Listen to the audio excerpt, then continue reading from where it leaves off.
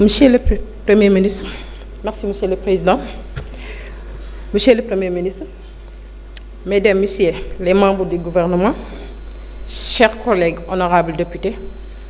chers peuples sénégalais, population du département de Koumpentoum. Monsieur le ministre, votre gouvernement a fait de l'amélioration du système de santé une priorité nationale. Ma première question est, quel bilan intermédiaire pouvez-vous dresser sur l'accès aux soins, la disponibilité des médicaments essentiels et la réduction des ruptures de stock dans les hôpitaux et postes de santé? Monsieur le ministre,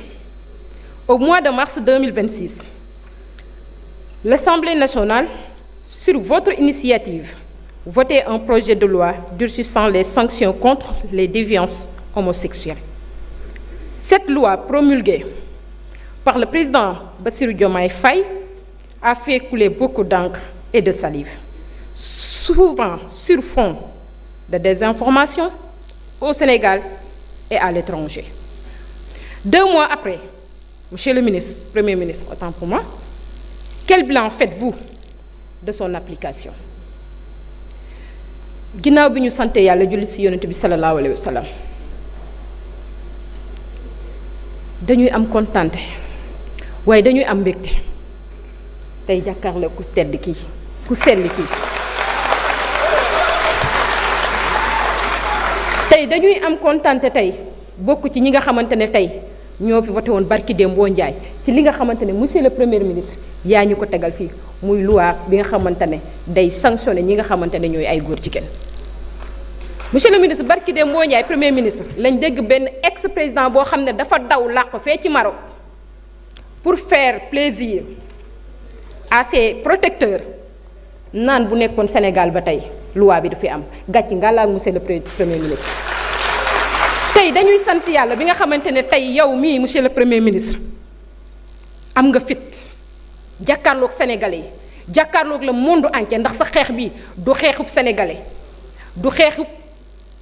africain mais xeex contre le monde entier la parce que nag xam nañ ñi fi nekkoon ci fonds yooyu ci lañ doon defee seen i njuuj njaaj ci fonds yooyu ci lañ doon defee seen i politique ba tax na ñi leen nekkal fii tey assemblée nationale keroog ba ñuy voté loi bi dañoo toog lànk ne duñ ko voté parce que nag tout simplement seen i yëf ca la doon neexee jërëjëf monsieur le premier ministre. monsieur le premier ministre gis nañ ne indi nga fi loi bi ñu voté ko ñu promulgué ko bi mu amee ak tey ñu lay laaj monsieur le premier ministre ban bilan ngeen ci mën a tiré ci li nga xamante ne ci application loi bi waaye monsieur le premier ministre santal yàlla wallaahi santal yàlla dangaa nekk ci dëgg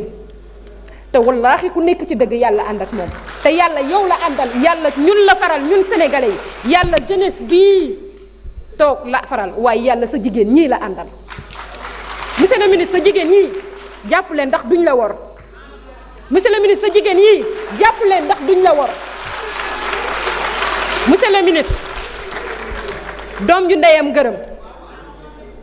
ndeyam gërëm boo mënee rek ñaanal ko monsieur le premier ministre yaay bari ko ci mbartal wallaahi buux mu dem buuxul mu dem ku mu yebu nag nga buux te xam ne ndam lii boo buuxee nga bokk ca ndam la boo buuxul yaay des sa gàcce ga monsieur le premier ministre merci kontaan nañu maanaam bu ñu la gisee dañu rakkaaju bu ñu la gisee dañuy am problème xam naa ne li ma waroon a wax sax mën naa am fàtte naa ko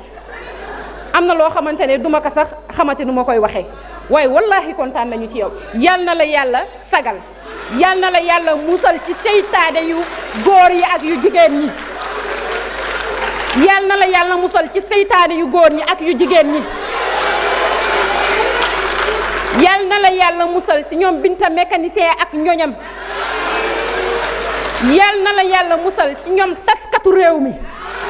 ñoom ñi fekk nag ñaari frère yu ànd ñu ne dinañ leen xàjjale ñooñu buñ leen naree tas yal na yàlla tas seen yaakaar.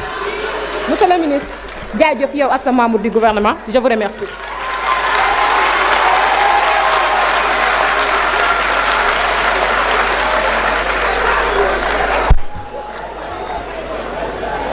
Voilà, merci beaucoup.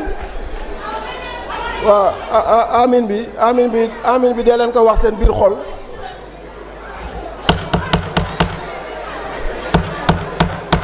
Silence s'il vous plaît. ma ne amin bi dee leen ko wax seen biir xol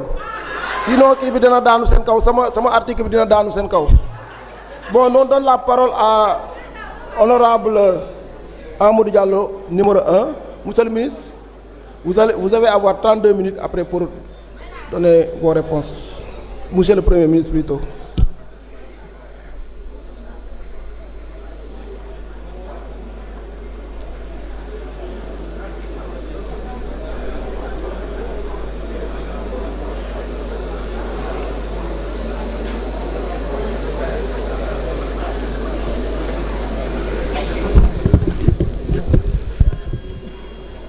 Aouzu billahi minash shaitanir rajim. Salam alaikum. Monsieur le Président de l'Assemblée nationale, Monsieur le Premier ministre, Mesdames, Messieurs les ministres et secrétaires d'État, chers collègues, nuyu naa leen. Monsieur le Premier ministre, la situation économique et sociale que vit notre pays est alarmante. En effet, à l'approche de la Tabaski, une des fêtes les plus importantes dans notre pays, les Sénégalais des villes et des campagnes vivent dans le désordre total à cause d'une campagne agricole désastreuse dont les paysans n'ont pas vu les effets bénéfiques. D'ailleurs, ou en notre vue avec la collecte annoncée de 450 000 tonnes d'arachide que la Sonacos devait acheter aux producteurs. Des cyberattaques qui ont affecté les systèmes informatiques de la Direction générale de la comptabilité publique et du Trésor, de la Direction générale des impôts et des domaines et de la Direction de l'automatisation des fichiers. Le gouvernement a-t-il dégagé les ressources humaines financières nécessaires pour sécuriser les données de ces administrations hautement stratégiques? Des collectivités territoriales appauvries, n'ayant pas reçu de l'État les fonds de dotation et d'équipement attendus depuis le début de la gestion 2026. Des bourses de sécurité familiale à ce jour impayées, malgré l'engagement que votre gouvernement avait pris ici même à l'hémicycle il y a 3 mois, sauf à quelques handicapés. Tout ceci sans compter la détresse des travailleurs exprimée devant le chef de l'État le 1er mai, fête du travail.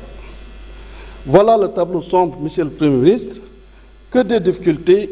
que de la misère.